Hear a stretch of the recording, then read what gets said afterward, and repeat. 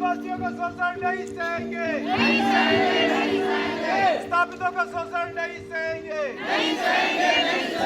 स्थापितों का शोषण नहीं चलेगा।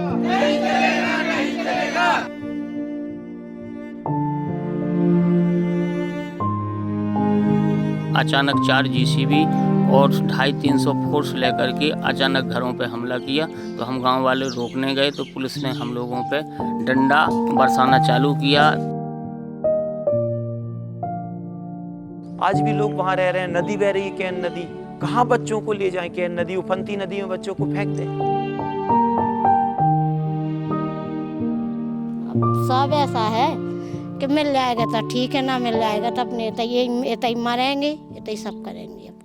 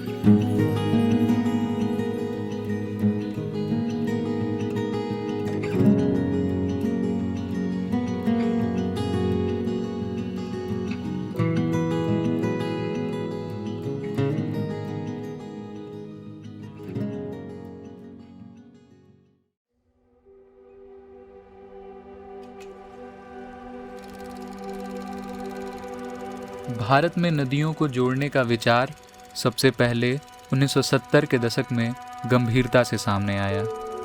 ये विचार धीरे धीरे सरकारी योजनाओं का हिस्सा बनता गया।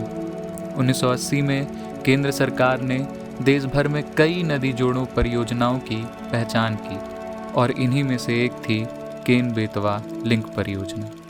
इसके पीछे एक चाह थी बुंदेलखंड की बंजर जमीनों की प्यास बुझाने की। लेकिन सरकारें जब भी ऐसी परियोजनाएं लाती हैं तो उनके साथ आती है विकास की एक कीमत, जिसे अक्सर सबसे पहले स्थानीय लोग चुकाते हैं। वैसी ही कहानी कुछ यहाँ भी है।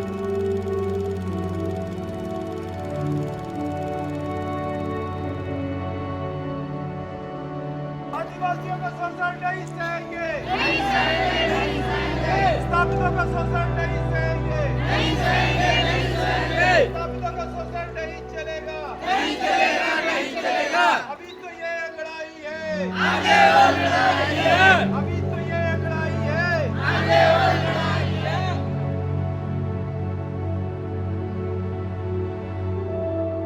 11वां दिन है इस चित्त आंदोलन को और मेरे आमरण अनशन का आज 8वां दिन है।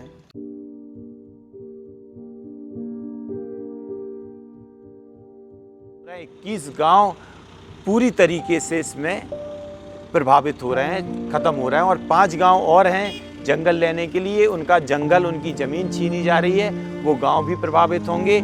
46 गांव जहां से ये नहर निकल रही है आंशिक रूप से वो प्रभावित होंगे। और ये पूरा क्षेत्र जो जंगल पे प्रभावित था, 1 सैकड़ा से ज़्यादा ये आदिवासी, बुंदेलखंड में आदिवासी संस्कृति बहुत सीमित है, उस संस्कृति को भी यहाँ से उजाड़ा जा रहा है।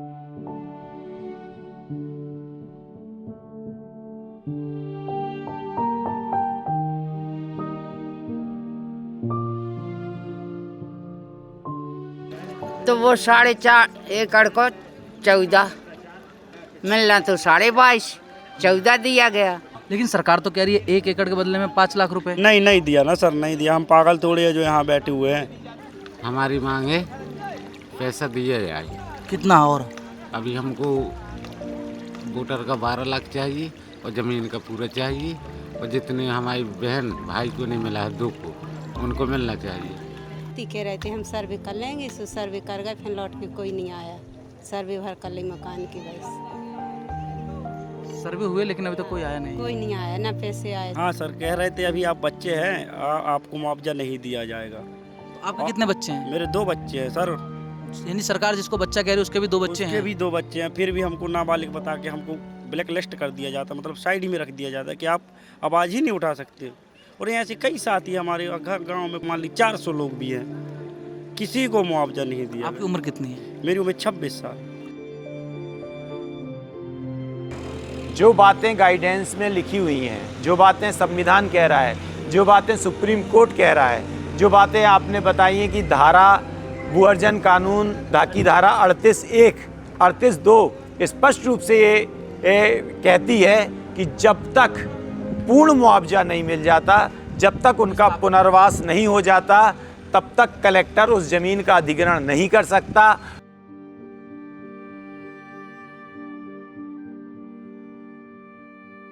मैं बार बार पूछ रहा था कि ये परियोजना सुन रहे हैं कि चालू हो रही है, तो इसकी धारा 11 का नोटिफिकेशन हो गया है क्या ग्राम सभा? तो उन्होंने कहा जब होगा तो हम आपको बताएंगे। यहाँ के एसडीएम यही कहते रहे। जब मैंने ऊपर का कागज़ देखा तो ऊपर के कागज़ को देखे गांव में ये विसंगतियाँ थी कि ये टंकी ख़राब हो गई है, तो टंकी को गिराने के लिए एक्सपायर डेट का ये कागज़ लगाया गया कि ये गिरने वाली है। लेकिन जब हमने नसैनी लगा के ऊपर चढ़ा तो हमने कहा ये धारा 11 का नोटिफिकेशन है। सिर्फ 2 गाँव में लगाए गए थे, एक घुघरी में था और एक भौरखुआ में था वो कागज, और कहीं ये कागज थे नहीं। खरियानी पंचायत का अभी मुझे जो डॉक्यूमेंट मिला अभी 2 दिन पहले, तो उसमें खरियानी के उस डेट को 2022 में उस सरपंच के दस्तखत हैं जो उसके 6 महीने बाद सरपंच बनता है।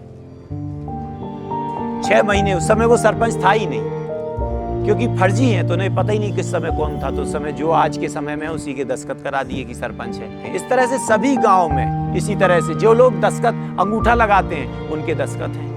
हर बार सरपंच के पन्ना की जो ग्राम पंचायतें हैं, सरपंच की ग्राम पंचायत के वो हैं, सरपंच के दस्तखत हर बार बदल जाते हैं। हमने खरियानी गाँव का अध्ययन किया, वहाँ 11 करोड़ रुपए का मुआवजा मकानों के रूप में बांटा गया, लेकिन वो 11 करोड़ में से 8 करोड़ रुपए फर्जी लोगों के में बांट दिया गया। 3 करोड़ रुपए स्थानीय लोगों को जो वहाँ के बासिंदे उनको मिला, उसमें भी उनको कमीशन देना पड़ रहा है। आपके कहने का मतलब है कि दूसरे गांव से लोग आए और उन्होंने बोला है हमारी जमीन है और उनके पास पूरे कागज भी नहीं और सरकार ने उन्हें मुआवजा दे दिया। मुआवजा दे दिया, कागज ये रखे हैं हम यहीं। कितने रुपए मांगे थे? 50,000। हाँ, तो पटवारी रिश्वत मांग रहा है। हाँ, तो आप लोगों ने पटवारी की कंप्लेंट नहीं करी ऊपर? करी है, अकेले सुना था ही नहीं है। इसमें जो क्लियरेंस मिली थी उसमें स्पष्ट रूप से उल्लेख था कि कहीं ऐसी जगह बसाया जाएगा जहां इनको कम से कम 200 दिन की मजदूरी 5 साल तक देना सुनिश्चित किया जाएगा। कोई नहीं सुनिश्चित।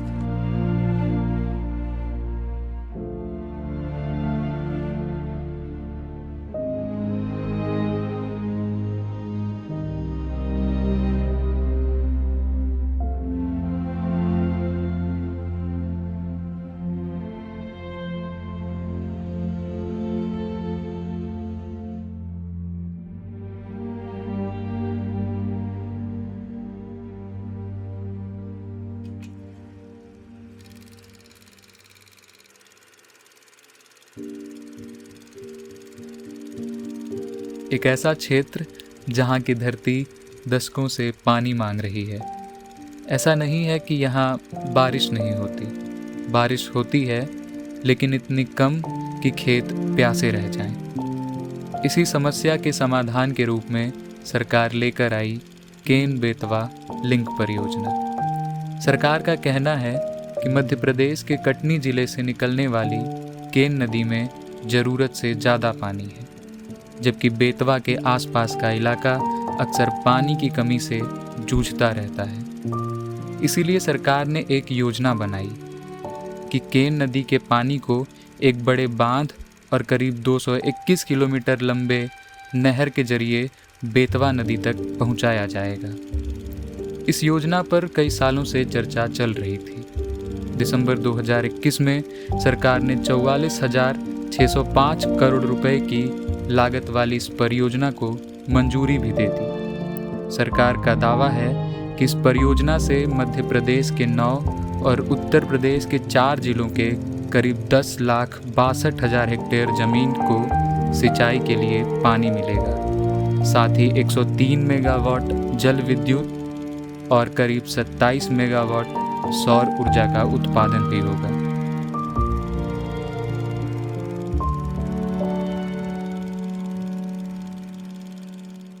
किस आधार पे ये कह रही है सरकार? तो ये कह रही है हम इतने लाख लोगों को देंगे, लगातार उनका आंकड़ा बढ़ रहा है। कि पहले कहा था 6 लाख लोगों को, फिर उन्होंने कहा 8 लाख लोगों को, अब 10.5 लाख हो गए, कुछ दिनों बाद 12 लाख हो जाएगा। लेकिन वो पानी कहाँ है? पानी का सोर्स जो है वो 2003 का है, बहुत पुराना है, और वो सोर्स भी प्रमाणित नहीं है। और 2003 के बाद बहुत सारी परियोजनाएं केन नदी पे बनी हुई हैं, और बहुत सारा ऐसा बुंदेलखंड में पानी जो बारिश था, औसत बारिश के दिन थे, वो बहुत तेजी से कम हुए हैं। ये परियोजना जिस आंकड़े पर टिकी है, इतना पानी देंगे, उसका जो सोर्स है वो सोर्स कहीं भी नहीं है।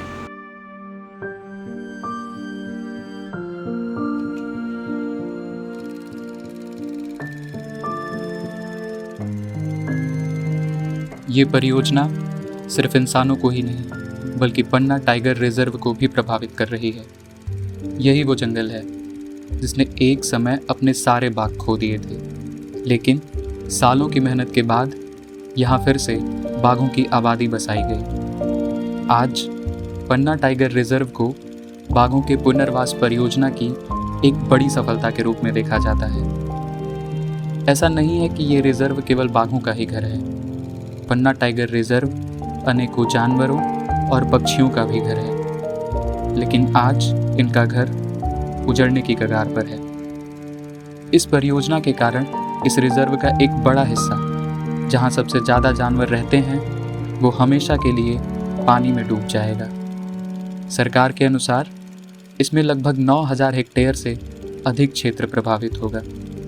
इस रिजर्व में अब तक 12,404 से अधिक पेड़ काटे जा चुके हैं और करीब लाखों पेड़ों के काटे जाने की संभावना है। ऐसा इसलिए क्योंकि केन बेतवा लिंक परियोजना इस रिजर्व के बीच से होकर गुजरेगी। जबकि इसकी जो क्लियरेंस मिली हुई है, फॉरेस्ट क्लियरेंस, उसमें ये स्पष्ट रूप से लिखा हुआ है, क्योंकि ये जो परियोजना है ये बीच से पूरे पन्ना रिजर्व टाइगर को बीच से पूरा 2 भागों में विभाजित कर रही है, जिससे पन्ना रिजर्व टाइगर पूरी तरीके से बर्बाद हो जाएगा। 2009 में यहाँ एक भी टाइगर नहीं था, इनकी कुछ गलत नीतियों के कारण। और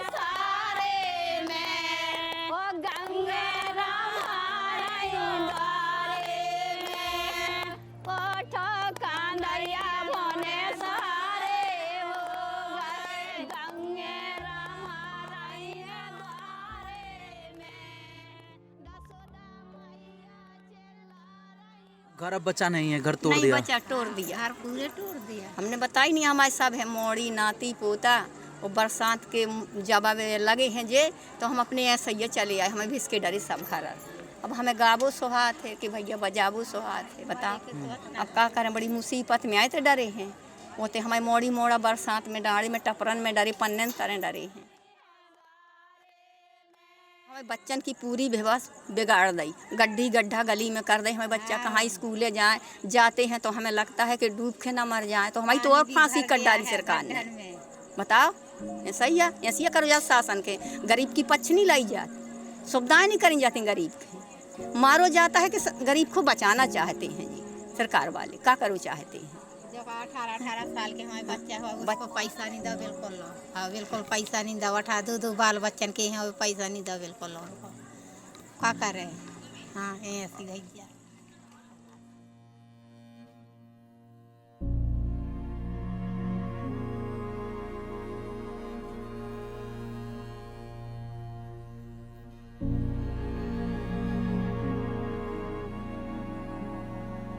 पन्नी टांग लिया मतलब? घर गिरा दिया ना तो पन्नी अपना छा लिया और रहते हैं। सरकार की तरफ से आपका जो घर है वो गिरा दिया गया? JCB से गिरवा। उसके लिए मुआवजा मिला था कुछ पहले? नहीं, मुआवजा उसका दिया ही नहीं। घर गिराने का कोई मुआवजा नहीं दिया गया? और नोटिस? कुछ नहीं दिया।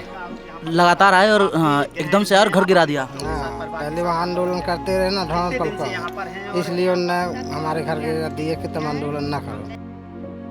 अगर हम लोग बोलने जाते हैं कि सर हमको पैसा यार हमारा सही पैसा दिया जाए, तो सर हमारे ऊपर फर्जी केस लगा दिए जाते हैं। और अगर ज़्यादा सभी लोग जुड़ के अगर आंदोलन छेड़ते हैं तो वहाँ फर्जी इतनी सारी पुलिस धर दी जाती है। गांव में अगर 100 आदमी है तो 1000 पुलिस आ जाती है। सर बूढ़े बुजुर्ग मरने की कगार में, बहुत सारे मर भी गए सदमे में। अब बताइए आप, इतना अत्याचार हो रहा है। मकान गिरा दिया है, 1 रुपया नहीं दिया है मकान को। और हमने आवाज़ उठाई, पतियन ने आवाज़ उठाई तो उनको पकड़ के जेल में ले गए रात में। हम लोगों ने कहा सब हमको समय दीजिए, हम लोगों को बताइए, 1-2 दिन का समय मिल जाए, हम अपना मकान खाली कर लेंगे। लेकिन उनने खाली की वजह का अचानक 4 JCB और 250-300 फोर्स लेकर के अचानक घरों पे हमला किया। तो हम गांव वाले रोकने गए तो पुलिस ने हम लोगों पे डंडा बरसाना चालू किया। गिराओ इसको, ताला तोड़ो। तो बहू ने बोली कि सामान है उनके अंदर, हम न ताला तोड़ेंगे। तो बोले सामान हटाओ तैसे, वो ताला तोड़ के गिराओ इस मकान को। तो उन्होंने कहीं पैसा भी नहीं मिला है, कैसे मकान तोड़ दे हो तुम। और पुलिस आई सुबह तोड़ के चले गए। चाहे लेकिन बहुत से घर तोड़ दिए गए सर। ऐसे भर बारिश में लोग अपना सामान भी नहीं निकाल पाए। आप जानिए कि चारों तरफ से खुदे दिया, बीच में अब घर खड़ा हुआ है तो उसको सामान कहाँ से निकालेगा वो व्यक्ति। तोड़ दिया, उसमें पन्नी डाल रखी है ना, तोड़ दिए, पन्नी रखी है उसमें, झुग्गी बना के रखते हैं, वहीं पे रहते हैं हम लोग। JCB आई और घर तोड़ दिया? हाँ, JCB आई, घर तोड़ दिया बस। बर्तन कुछ बोला नहीं? बोला है। नोटिस में पहले नोटिस नहीं दिया? कोई नोटिस नहीं आया, ना कोई बताया है कब पैसा डालेगा, कब तुम्हारा मुआवजा मिलेगा, कोई पता नहीं है। लोगों ने छोड़ दी, हमारा गांव भी पूरा उजड़ गया, घर मकान सब तोड़ दिए हैं। हम लोग झुग्गी झोपड़ी बनाकर अपने दूसरे गांव में ऐसे आसपास में रह रहे हैं। सामान हमारा कहीं किसी के घर में पड़ा तो कहीं किसी के घर में पड़ा, ऐसे रखा। जितने हमारे आदिवासी गांव हैं तो आप कहीं भी देख लीजिए कि पूरे गाँव को उखाड़ा जाता है, उखाड़ के फेंक दिया जाता है। अगर हक की बात करो तो सर ये लोग सीधे लाठी डंडे बरसाते हैं। इतनी सारी पुलिस उस गांव में धमकाने के लिए भेज दी जाती है कि कोई एक व्यक्ति अपने घर से अगर वो कहीं बाज़ार भी जा रहा है तो उसको भी डर लग रहा है कि भाई मैं बाज़ार जा रहा हूँ, मेरे घर में बच्चे अकेले हैं, उनके साथ क्या होगा। एक लड़की की यहाँ से लगन पक्यात जा रही थी तो उसमें जो गाड़ी थी वहाँ थाना बमीठा में बैठा करके उसमें से 17-18 लोगों को पकड़ करके वो जेल भेज दिया। सब गिरा दिया। घर गिरा दिया गया आपका? हाँ, खेती किसानी भी वृक्ष बस सब जोत मारे, सब खोद मारे। प्रशासन ने आपकी जो जमीन जो बोने वाले वो भी खोद दी और आपका घर गिरा दिया? घर गिरा दिया। अभी तक उनने 70% लोगों को तोड़ दिया है।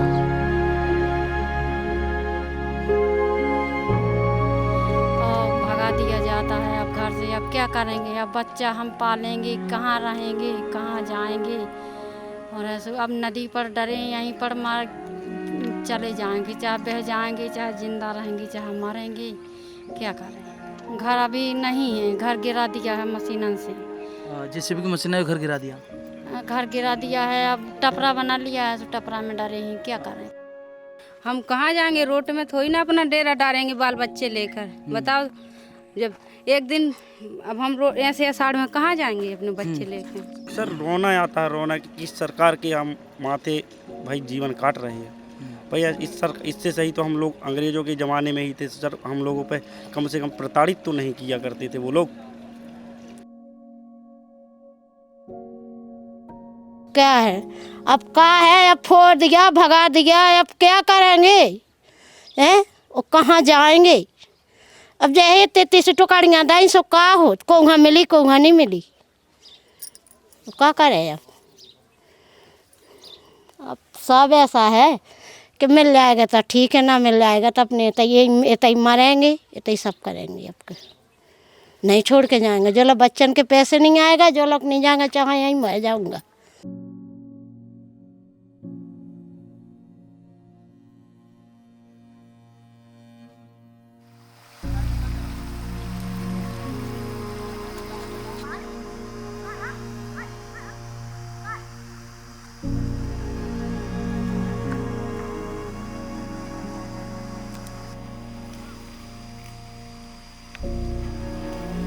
नक्शे पर विकास तो बन गया, नदियों की तकदीर भी तय कर दी गई, लेकिन नदी की इन लहरों में खेलते इन बच्चों का बचपन कुछ दिनों में सिर्फ यादों का एक किस्सा बनकर रह जाएगा और आने वाली पीढ़ियां उन्हें सिर्फ तस्वीरों में देख पाएंगी।